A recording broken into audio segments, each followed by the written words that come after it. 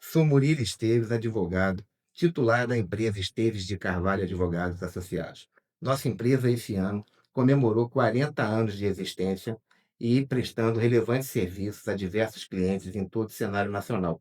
Hoje, nós temos as nossas atividades voltadas para o direito bancário e o direito imobiliário. Eu gostaria muito de dar ênfase ao direito bancário, posto que quase todo cidadão comum hoje tem negócios bancários envolvendo financiamento imobiliário, financiamento de veículo, financiamento de motocicleta, financiamentos de cartão de crédito, né, no rotativo, e contas garantidas, e também o capital de giro das empresas, né? E eu costumo dizer para os meus clientes que todo e qualquer contrato bancário contém abusividades, tá? E o cliente hoje tem que fazer valer os seus direitos. Doutor Murilo, a contratação de um advogado para resolver dívidas bancárias gera gastos para o cliente? Excelente pergunta, João. Pelo seguinte, todo cliente que vem ao meu escritório com um problema bancário, geralmente coloca essa situação. Poxa, doutor, é, é justo, assim, seria bom eu gastar dinheiro com a contratação de um advogado para tentar solucionar uma dívida bancária? E eu costumo dizer para os meus clientes o seguinte: isso não é um gasto, isso é um investimento que ele está fazendo no patrimônio dele, pois a surpresa que o cliente tem após fazermos uma auditoria na economia do contrato dele, com as abusividades que estão ali inseridas, ela é muito grande e há um significativo crédito em favor do cliente que nós verificamos em quase todos os contratos que nós analisamos. Como funciona a tramitação para a contratação desse advogado? Pois bem, João, o cliente chega ao nosso escritório e a gente pede a ele uma cópia da íntegra do contrato dele, bem como de um extrato de evolução de dívida. Esse extrato de evolução de dívida, ele contém todas as parcelas pagas pelo cliente desde o início do seu financiamento e as futuras. Com base nesses dados, a gente faz uma auditoria com uma empresa terceirizada, especializada em auditoria bancária, e essa empresa, ela aponta quais são as abusividades cometidas naquele contrato, bem como qual seria o novo saldo devedor do cliente, já expurgando tais abusividades. E além do novo saldo devedor, eles projetam uma nova parcela, né? A parcela mensal, já com essas deduções. O banco resolve amigavelmente com esse laudo do contrato? Não, de forma alguma o banco não resolve amigavelmente. Já tentamos fazer algumas notificações ao banco, tá? Solicitando o contato para tentar resolver amigavelmente essa questão, mas o banco não resolve porque eles não reconhecem esse laudo feito por empresa terceirizada, tá? Nesse caso, nós temos que judicializar essa questão através de uma ação de revisão de cláusulas contratuais, cumulada com ação consignatória. Por quê? Porque eu digo para o meu cliente o seguinte, aqui há vários clientes que chegam dizendo o seguinte: "Ah, doutor, então eu posso parar de pagar?". Não, você não pode parar de pagar. Você vai ter que consignar aquele valor que está indicado no laudo, que seria o seu novo valor, após a dedução do seu saldo devedor, das parcelas, dos valores que foram apurados como abusivos na auditoria bancária.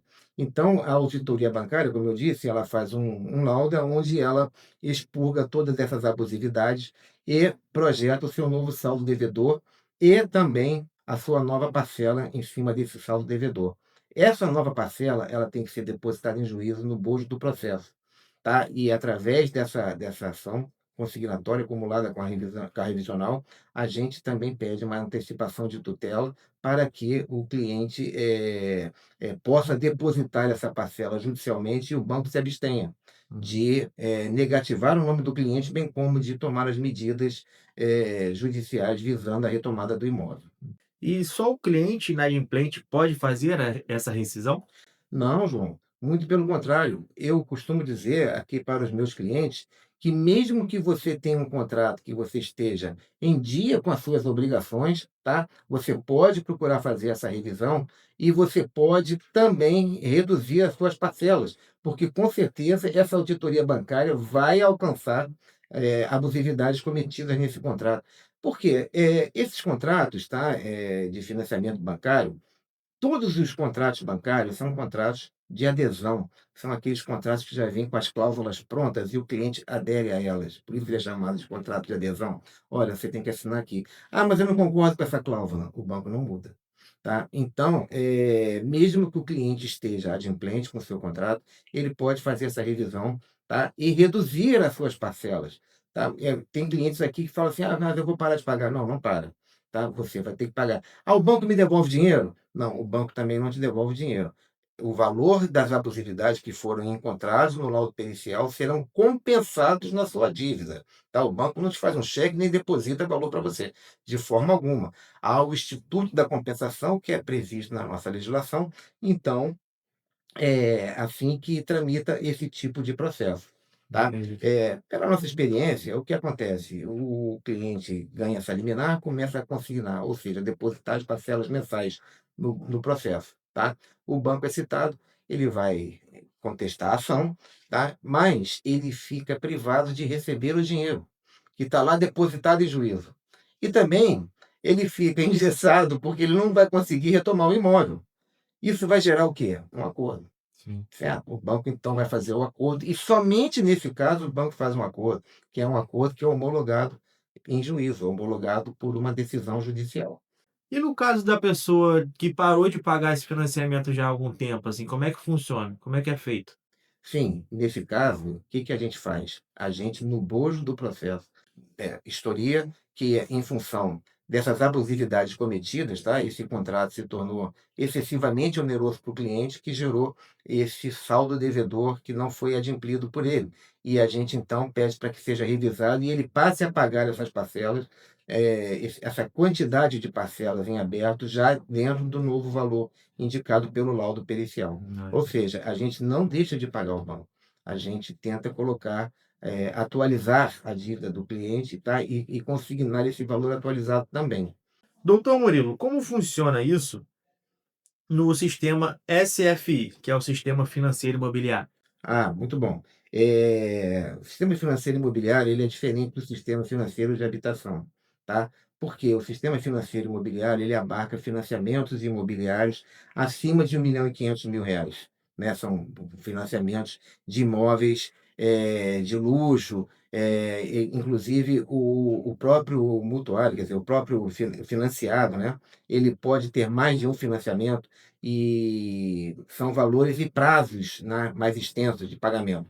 Eh, Há uma curiosidade que recentemente o STJ, Superior Tribunal de Justiça, determinou que nesses contratos do SFI, do Sistema Financeiro Imobiliário, é vedada a cobrança de capitalização de juros, ou seja, de juros sobre juros. E isso, gerou ou gerará, tá, um alívio muito grande nas parcelas e no saldo devedor de quem tem esse tipo de financiamento, tá, mesmo estando em dia. Assim, o detentor desse tipo de contrato, desse tipo de financiamento, tá, ele passa a ter uma benesse com essa decisão do STJ, porque o seu contrato vai ter esse expurgo, né, do cálculo, né, da capitalização de juros, que é justamente os juros sobre juros, e isso vai realmente aliviar muito também na parte do sistema financeiro imobiliário, tá? Porque, segundo o entendimento do STJ, a lei que criou o sistema financeiro imobiliário não autoriza a capitalização de juros, ao contrário do que acontece com a lei que criou o sistema financeiro de habitação, tá.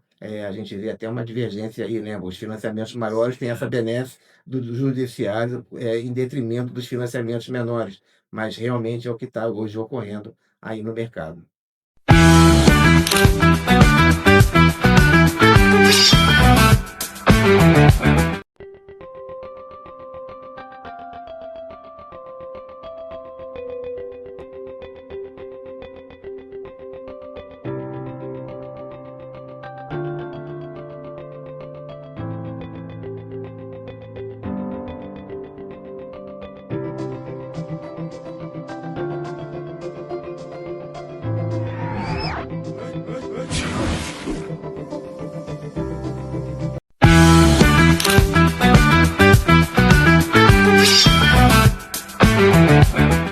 Meu nome é doutora Josane da Rocha, E eu sou a doutora Luna Alves. somos da clínica CIOI Odonto Rio, um centro especializado em odontologia estética. Estamos situados no centro do Rio de Janeiro, no edifício central. Aqui nós temos diversas especialidades, como endodontia, terapia neural, implantes dentários e reabilitações orais. Por sermos uma clínica familiar constituída por mãe e filha, visamos um tratamento humanizado e individualizado para cada paciente, Aqui no CIOI você vai encontrar um ambiente acolhedor. unido à ciência e tecnologia de ponta aplicada à odontologia. Hoje a gente vai falar sobre botox Clareamento e estética. Por que os dentistas podem aplicar Botox? Na verdade, isso é uma guerra que já é um tabu muito grande, né, já por teve trás muita... desse assunto, né, já teve muita polêmica até, mas assim, o dentista nada mais é do que um estudioso da cabeça e do pescoço. A gente entende de inervação, a gente entende de É vascularização, nossa área de é a atuação. nossa área de cabeça e pescoço. atuação. A gente tem um conselho, né, que rege a gente e que diz que o dentista pode sim ser habilitado, claro que mediante um curso de especialização, a atuar na área da cabeça e pescoço na harmonização de modo geral, no botox, no preenchimento, nos fios. Sim. E essa área de atuação muitas vezes é questionada, né? Pessoas falam, mas dentista pode fazer um preenchimento, botox. Vale lembrar que o dentista, ele faz cirurgias grandes, cirurgias ortognáticas, o dentista trabalha com próteses faciais, o dentista trabalha com implantes e cirurgias avançadas de levantamento de seio, enfim. Nossa área de atuação é muito grande e de uma grande responsabilidade. Então, assim, quando você realmente vai acumulando conhecimento e vai trabalhando com outras coisas e agregando, na verdade, nada mais é do que, não é só aquele fator estético, né? Você também pensa no funcional do paciente. Então, o paciente, às vezes, tem uma deficiência de mento, que você pode ali fazer um preenchimento e melhorar aquele perfil do paciente. A gente usa a toxina botulínica também pro bruxismo, pro Sorriso gengival, apertamento, de maneira entendeu? funcional. Então, assim, não é só, muita coisa a gente faz um pouco de estética, sim, mas a gente também leva isso pro lado terapêutico da odontologia. Então, é um complementa, na verdade. Sim. Né? Mas explica pra gente agora como é que funciona, como é que é o Botox? Então, o botox a gente faz aplicações com uma agulhinha bem pequena de insulina, na região de testa, nas regiões... Dói. Não, a gente usa anestésico tópico. Prévio, gelo. Assim, porque a gente estava gravando uma vez um vídeo e justamente sobre isso. O Botox não dói. E eu fazia aplicação na aluna. Até que chega uma hora ela fala, caraca, tá doendo. Eu falei, pô, estragou o vídeo todo. Porque lógico que tem um certo incômodo. É uma agulhinha, É numa vai região muito limiar também de dor de cada paciente, Mas né? por isso é que a gente aplica anestésico. Assim como, por exemplo, um preenchimento labial. Se a gente vai fazer, a gente faz uma anestesia interna, entendeu? A gente realmente deixa o paciente de conforto para o paciente. Mas é uma agulha de insulina bem pequenininha, Com que a gente gelinho, aplica em pontos estratégicos da testa, da região perioral. A gente também faz muito em terço inferior, né, em pescoço, na região de comissura labial para sorriso triste. A gente trata de diversas áreas para travar um pouco o sorriso gengival. Mas, de modo geral, é bem tranquilo, assim, um procedimento tranquilo, bem simples, e que a gente faz com o maior conforto possível para o paciente. O Botox tem indicações para dores na ATM, bruxismo e estética? Sim. Na estética, para diminuição de contratura muscular, evitando rugas, né? Estáticas, né? Isso. e melhora, porque tira esse ar de cansaço do rosto, então você melhora muito em termos estéticos, né?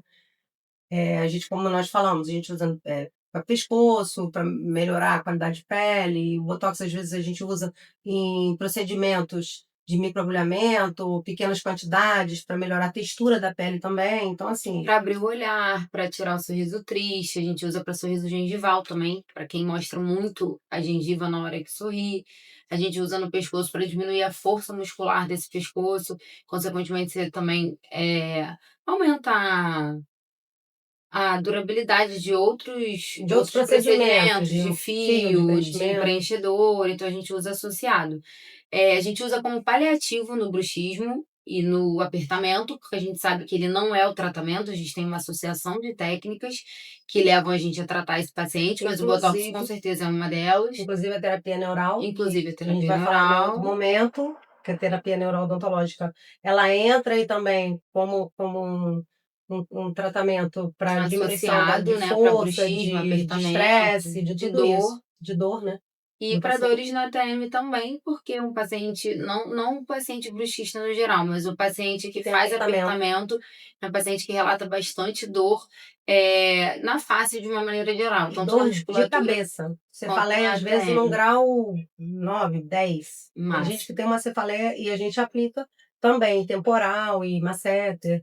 Mas isso tudo, o Botox, ele é um tratamento para isso? Não, a gente associa a outras coisas, a terapia neural, aí ajuste oclusal, tem que ver como é que está o alinhamento dos Placas, dentes, que às vezes a pessoa tem um apertamento e tal, mas também tem problema dentário, de ausência ou de dentes mal posicionados, então tudo isso é avaliado, né, mas o Botox tirar a pessoa daquele quadro de estresse, de dor, Uhum. né, a bem gente legal. usa associado. Agora, cuidados e mitos comuns.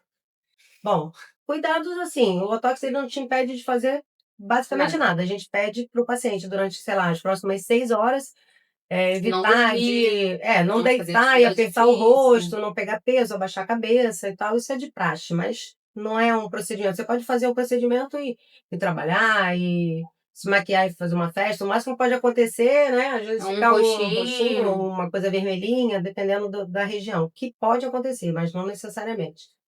Eu acho que o E maior mito é aquele efeito congelado, assim, que todo mundo acha que vai aplicar botox e vai ficar, sim, totalmente sabe, esticado e sem totalmente expressão. esticado, que na É. verdade não Não, porque a gente acontece. não A gente não dosa a sim. quantidade, a gente dosa as unidades que a gente vai fazer de acordo com a necessidade, né, do E paciente, não então existe assim, uma receita de bolo para fazer um botox. Você tem que realmente olhar o paciente e ver onde ele tem mais força muscular, onde ele tem as linhas mais suaves e varia muito de pessoa para pessoa. Uma é, pessoa que faz atividade física muito, muito, muito pesada, às vezes a gente tem que fazer um pouco mais, porque uma a quantidade durabilidade do maior, botox é menor, durabilidade é geralmente menor, então a pessoa contrai muito na hora de pegar peso, tudo, ela vai perder esse botox muito muito mais rapidamente, rápido, com Isso é uma dúvida entendeu? certeza. que sempre as pessoas perguntam, né? Sim, e Sempre. vai acontecer. Vai Ah, você acontecer. pode Quem tem muita expressão também, aquela pessoa muito existe expressiva, medicamento que você pode fazer para o botox durar um pouco mais? Existe. Então, assim, o zinco e tal. Existem coisas que você também pode fazer para o paciente ter uma durabilidade maior.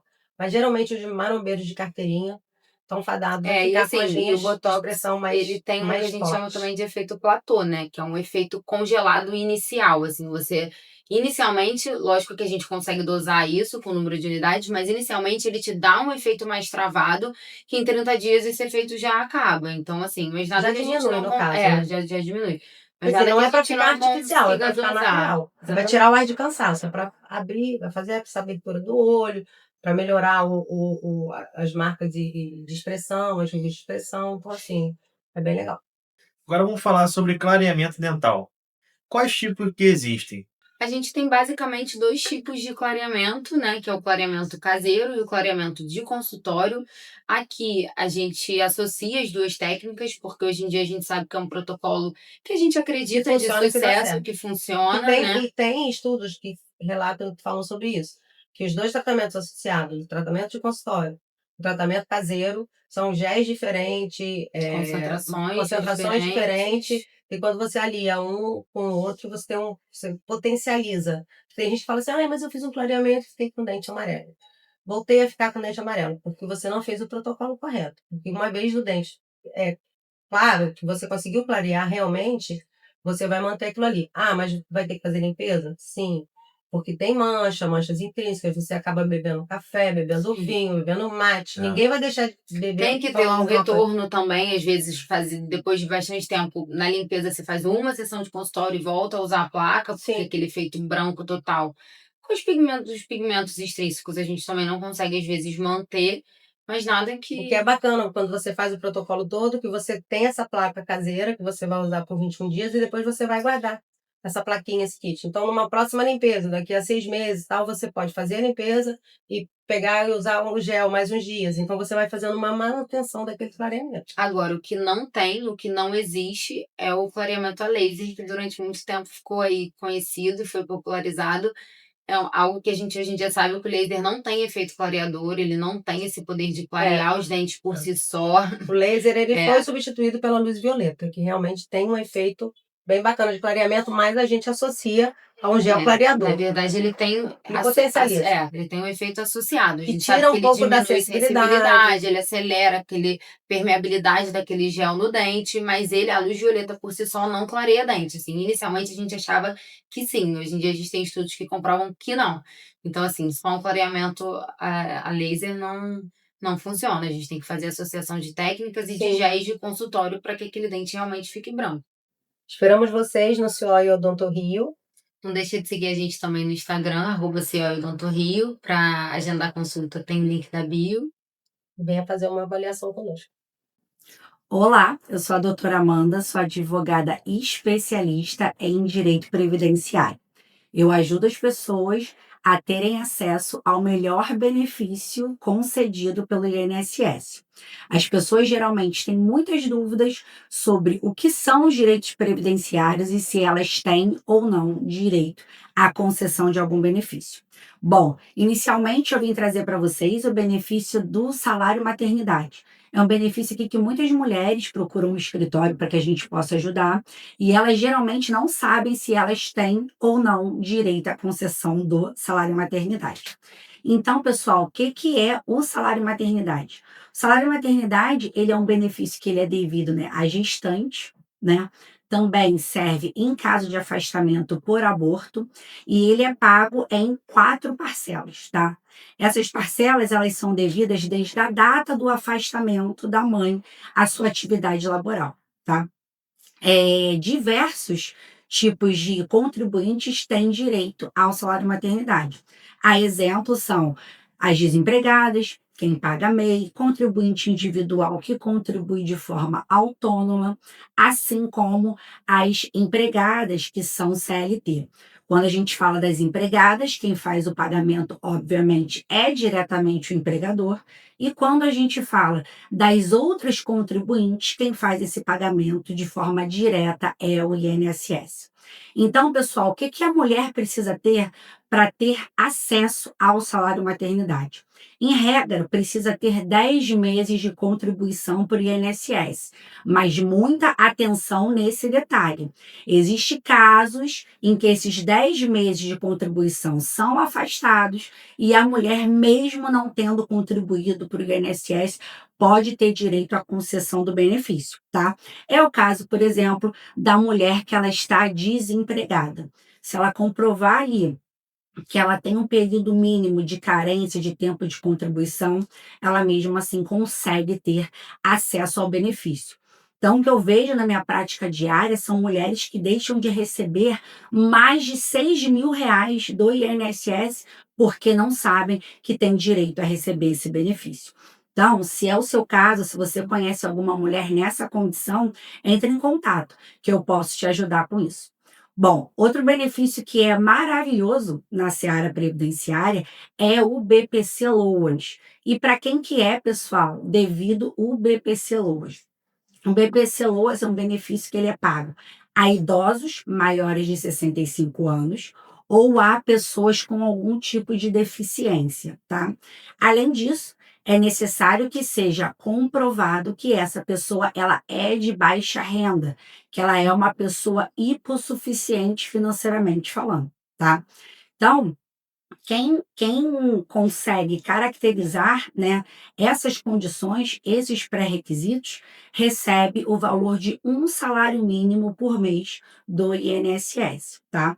Como é que a principal dúvida, né, é como que a pessoa deficiente ela tem acesso a esse benefício. Qualquer benefício previdenciário que a gente fala de doença, é necessário que se tenha laudo médico que ateste, que comprove aquela condição. Então, quando a gente fala do BPC-Loas para uma pessoa que possui alguma deficiência, e aqui eu estou falando, tá, pessoal? Pode ser criança, pode ser adolescente, enfim, pessoas adultas. Aqui, nesse caso, independe da idade. Então, LOAS para pessoas com deficiência, eu preciso caracterizar a baixa renda, tá? Que ela é de um grupo familiar hipossuficiente, tá? Preciso caracterizar a doença. E como eu faço essa caracterização? Através de laudos médicos, tá?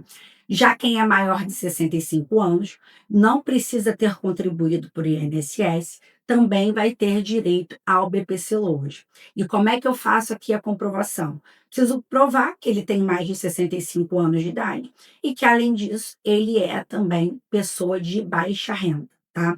A gente comprova isso através do cadastro no CadÚnico e ali a gente consegue ter já a caracterização da renda que ela possui mensal, tá, pessoal? Então, esse é outro benefício excelente que você consegue ter acesso e receber um salário mínimo mensal do INSS.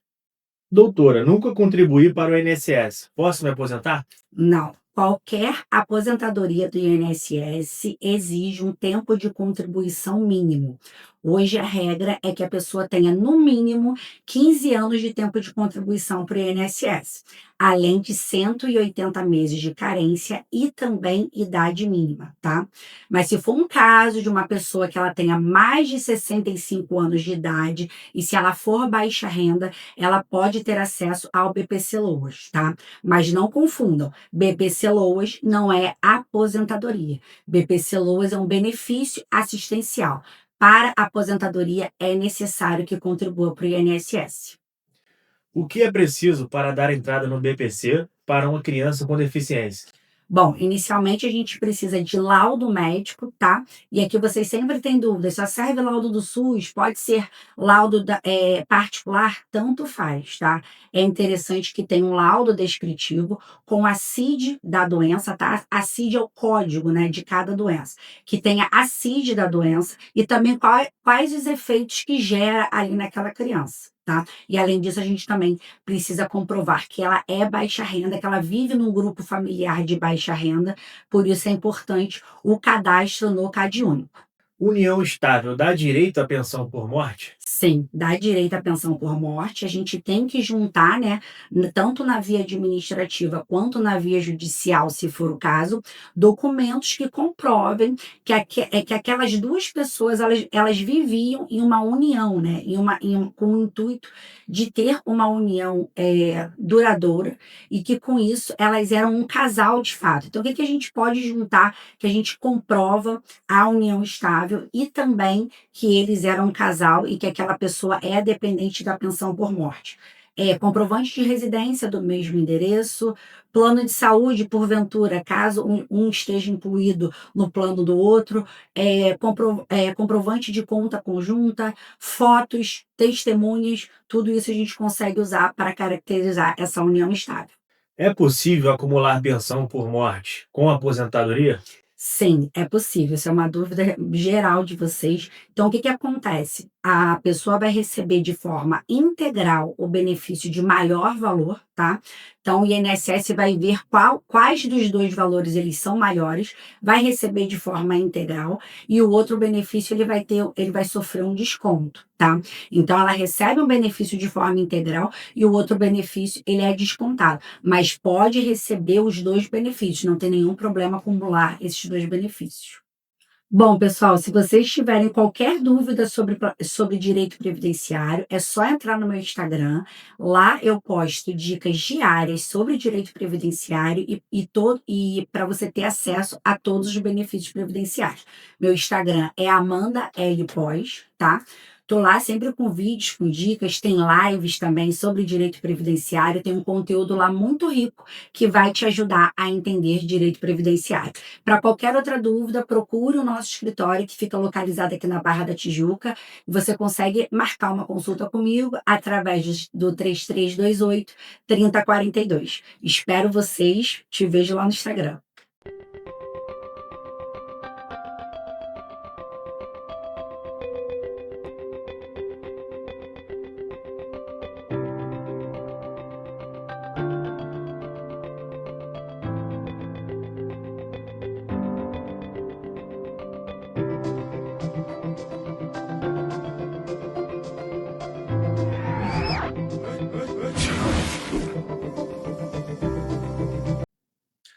Olá, meu nome é Thiago Lisser, sou advogado especializado em direito de família, atuo aqui no Rio de Janeiro.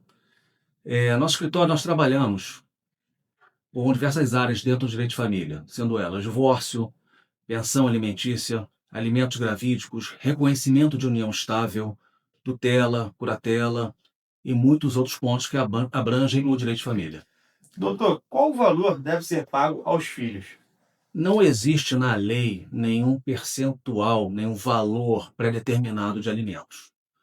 O que existe são as necessidades da criança comparadas às condições do alimentante, que é aquele que paga. Geralmente, os tribunais determinam um percentual médio de 30% do valor da renda. Além da pensão, devem ser pagas outras despesas? Sim, além dos alimentos, da pensão alimentícia, outras despesas devem ser pagas. São elas normalmente 50% do plano de saúde, matrícula escolar, material escolar, algumas despesas extraordinárias ligadas à educação, à saúde principalmente. Quanto tempo demora para a criança começar a receber a pensão? Bom, a pensão alimentícia, como tem caráter alimentar, tem caráter de urgência, então não se pode esperar o fim de um processo para que a criança comece a receber. Por isso, já no início do processo, já é solicitado uma liminar para que o juiz determine que o alimentante, né, pai daquela criança, já comece a pagar os chamados alimentos provisórios. Os alimentos provisórios, normalmente, eles são deferidos porque é pacificado pelos tribunais que a criança não pode esperar o fim de um processo judicial para começar a receber os alimentos. Como agir no caso de atraso? Bom, no caso de inadimplência da pensão alimentícia, normalmente é solicitado ao juiz que intime o réu para que ele cumpra com o pagamento no prazo, normalmente, de 15 dias úteis. Se isso não for feito, aí cabem outras medidas, sendo elas a inscrição do Serasa, penhora nas contas, penhora de bens, em último caso, a prisão por dívida. Doutor, tem algum caso que você possa contar pra gente, na prática, como que funciona?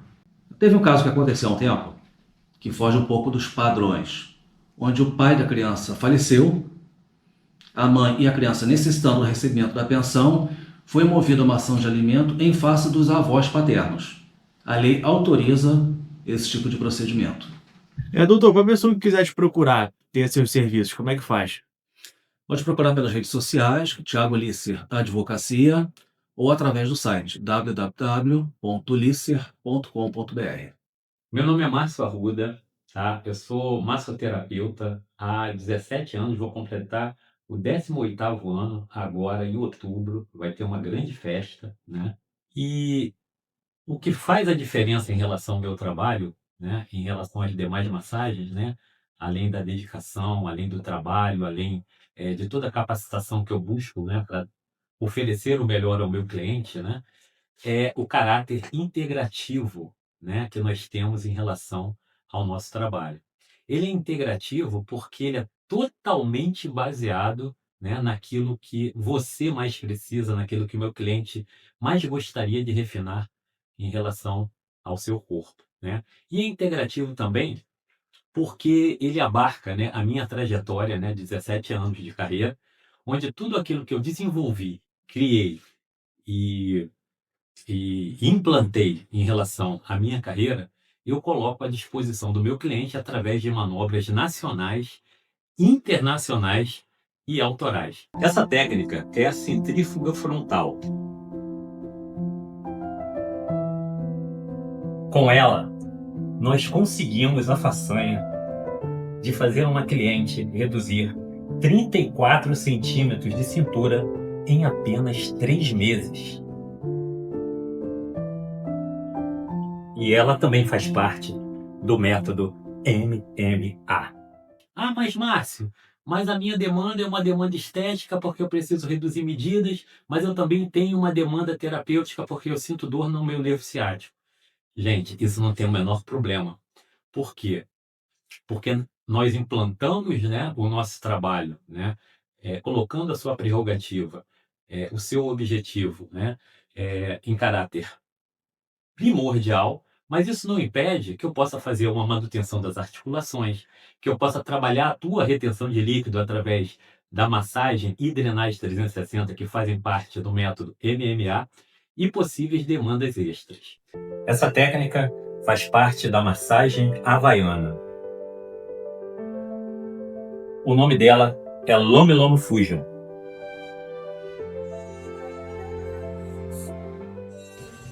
Essa manobra que eu vou fazer agora é uma manobra que faz parte das nossas técnicas modeladoras, tá?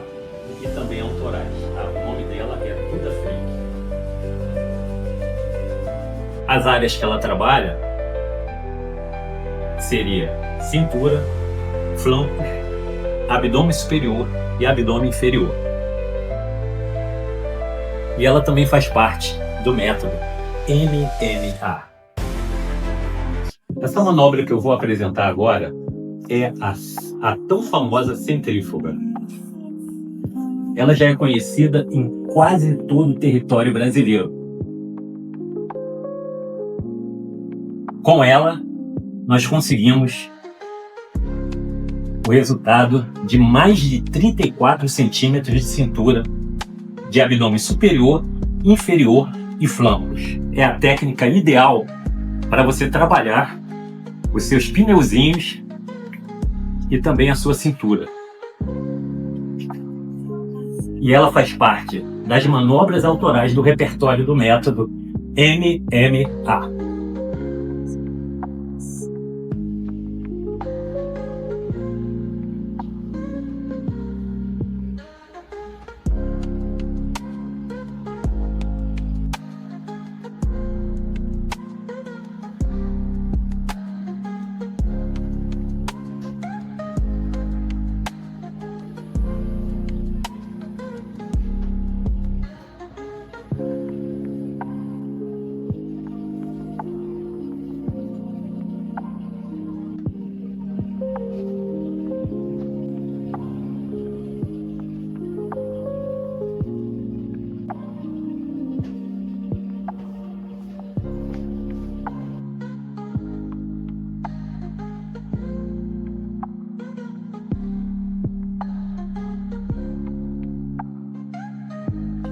E uma das coisas que acaba sendo muito importante nisso, né, é a nossa localização, que é pertinho do metrô Cantagalo, tá?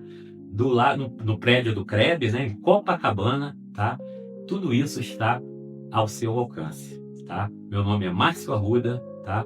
E vai ser uma honra receber vocês.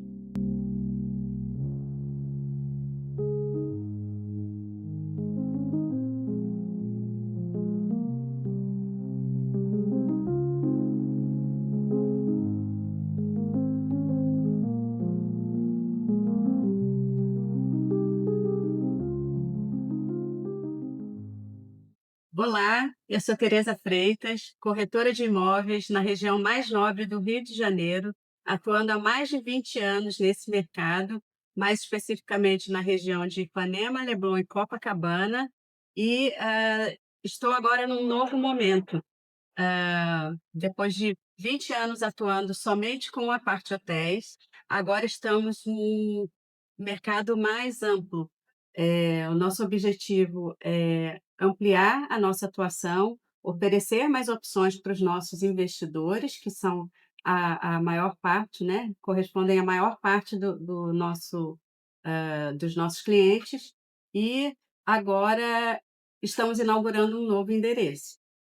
Olá, meu nome é Michele Blanco, advogada, sócia fundadora do escritório Blanco e Brito. Estou aqui ao lado da minha sócia Jéssica Brito. No episódio anterior, nós apresentamos o nosso escritório, nossa estrutura, falamos um pouco do nosso trabalho e hoje, em continuidade, nós vamos abordar temas práticos da advocacia no mundo empresarial. Vocês têm uma atuação forte no direito trabalhista e previdenciário. Quais são os principais desafios das empresas nessas áreas hoje? João, eu acho que é a constante mudança. A gente está num mundo muito rápido e as leis estão acompanhando. No direito do trabalho, cada hora é uma medida provisória diferente, uma norma regulamentadora diferente que o empresário tem que cumprir. Então, lidar com as constantes mudanças e atualizações no mundo do trabalho empresarial, eu diria que é um dos maiores desafios. Já em matéria previdenciária, eu também pego o gancho aqui da minha sócia. Nós temos muitas mudanças constantes na área previdenciária, sobretudo em matéria de sistemas de informação que precisam ser passados para o governo federal. Sistema do e-social, então sempre tem essas mudanças e quando o empregador ele não consegue acompanhar essas mudanças com uma equipe qualificada, ele acaba não passando as informações corretas e isso acaba gerando um passivo muito grande, ele paga multas em relação a isso, ele tem problemas com a própria assinatura da carteira de trabalho dos funcionários, fora outros pontos também de relevância, como afastamentos previdenciários, acidentes de trabalho, uso incorreto de equipamentos de proteção individual. Então, o direito previdenciário ele também está sempre numa constante mudança que o empregador precisa se atualizar e ter uma equipe especializada para cuidar desses pontos sensíveis. Quais são os erros mais comuns que as empresas cometem nessas áreas? Olha, são tantos erros, João, que eu poderia fazer um e-book aqui só sobre os erros. Mas vamos lá. Primeiro de todos, assim, tá no ranking 1 das ações judiciais, né? Tanto erro que a quantidade de erro vira uma demanda judicial. É o pagamento de horas extraordinárias. As empresas não têm o controle certo, não fazem um acordo com o sindicato da categoria, muitas vezes suprimem intervalo intra-jornada, não respeitam interjornada, feriados. Então, a maioria das empresas não fazem uma gestão correta do pagamento de horas extraordinárias. Esse eu diria que está no ranking 1, mas eu vou elencar de repente mais uns 2, 3 para dar de bônus aí para os empresários que estiverem assistindo. Um erro clássico também. Contrato de trabalho padrão. Cada empresa tem a sua peculiaridade, cada segmento tem as suas particularidades. Como que eu vou pegar aqui o contrato padrão da empresa X e aplicar para a empresa Y?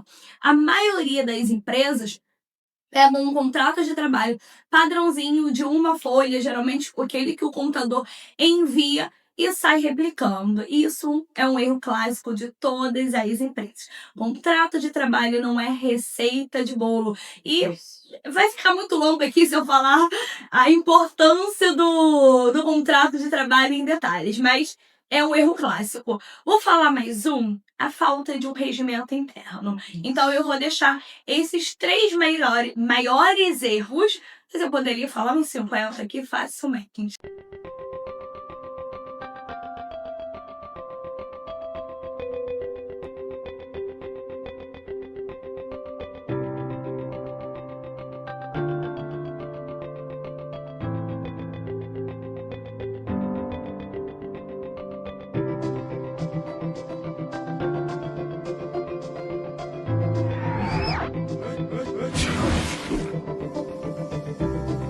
Fala, Naldir, fala pra gente aí qual a importância da caça a vazamentos aí no mercado atualmente. Bom, nosso trabalho foi um trabalho de muito tempo, né? Como sempre tenho dito, quando nós entramos nesse ramo de atividade, nós percebemos uma deficiência de tecnologia, conhecimento técnico e científico, né? Estudo na área. Então, nós percebemos essa falta de todas essas questões, nós trabalhamos profundamente nisso. Foi aí que nós começamos a nos destacar no Brasil todo. Trouxemos novas técnicas, novos equipamentos, inovamos totalmente o mercado no Brasil.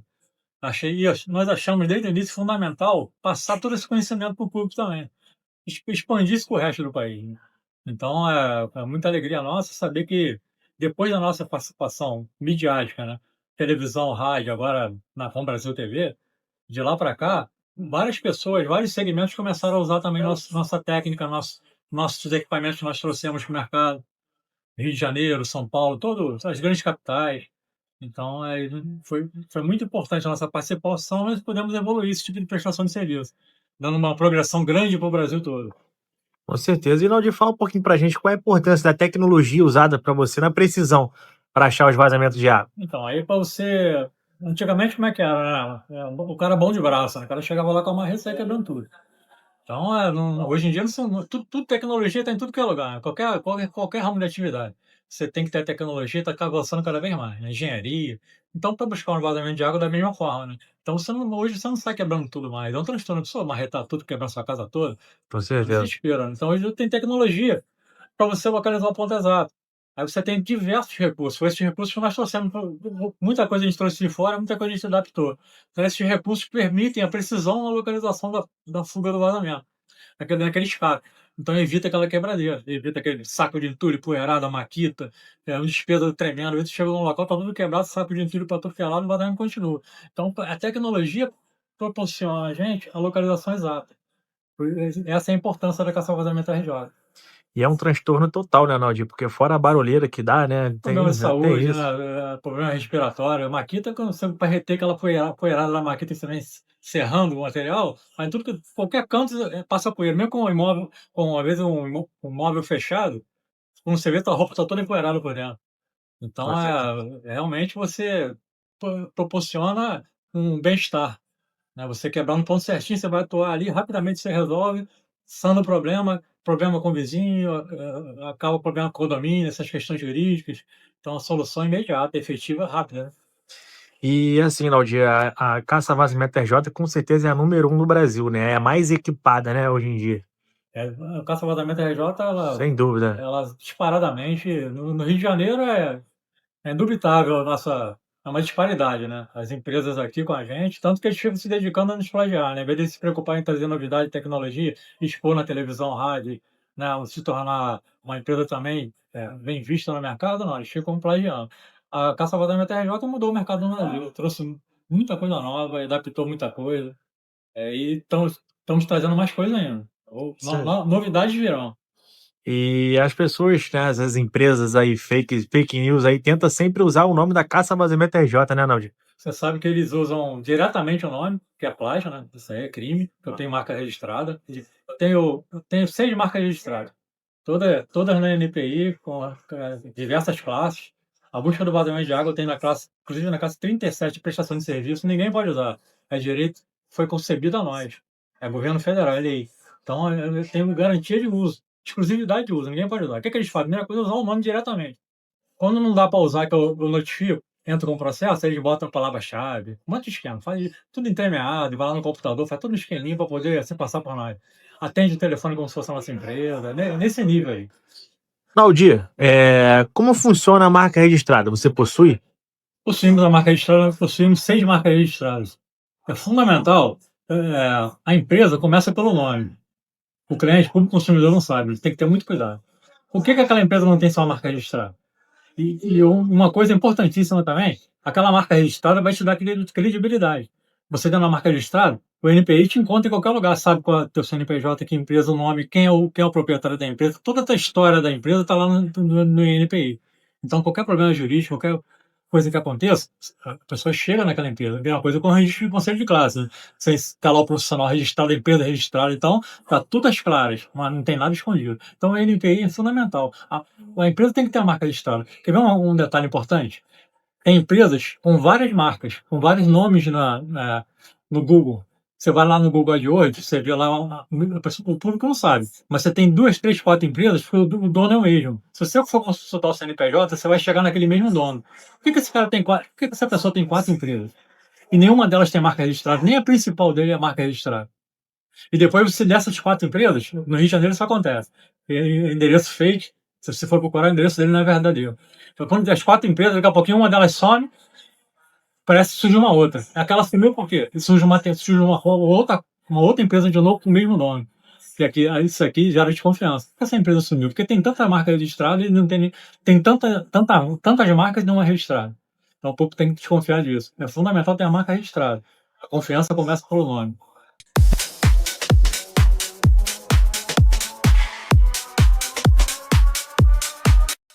Quando se trata de localizar vazamentos de água, a precisão é fundamental. O uso de tecnologias avançadas, como sensores de última geração e câmeras termográficas, permite identificar com exatidão o ponto do problema, mesmo em locais de difícil acesso. Esses equipamentos modernos não apenas economizam tempo, mas também evitam danos desnecessários à estrutura, tornando o processo mais eficiente e menos invasivo. O Naldir Melo, com sua experiência e tecnologia de ponta, garante que cada vazamento seja encontrado e corrigido da forma mais rápida e precisa possível, trazendo soluções que evitem desperdícios e promovem a economia de água. Com a tecnologia e os equipamentos certos, encontrar vazamentos de água nunca foi tão preciso e eficiente. Se você tem um problema de vazamento, não perca tempo e recursos. Entre em contato com a Caça Vazamentos de Água e resolva de maneira rápida e sem complicação. Não perca tempo. Caça Vazamentos RJ. Naldir Melo. Isso aí, pessoal. Então, complementando o que eu sempre tenho dito, no intuito de melhorar a qualidade de prestação de serviço no Brasil, proteger as pessoas, ter cuidado para as pessoas levar um risco para a sua residência. Você que contrata um prestador de serviço na área de detecção de vazamento de água, você tem que saber quem você está contratando. E tem muita gente que não tem especialização, não tem certificação. Você está levando para a sua residência uma pessoa despreparada.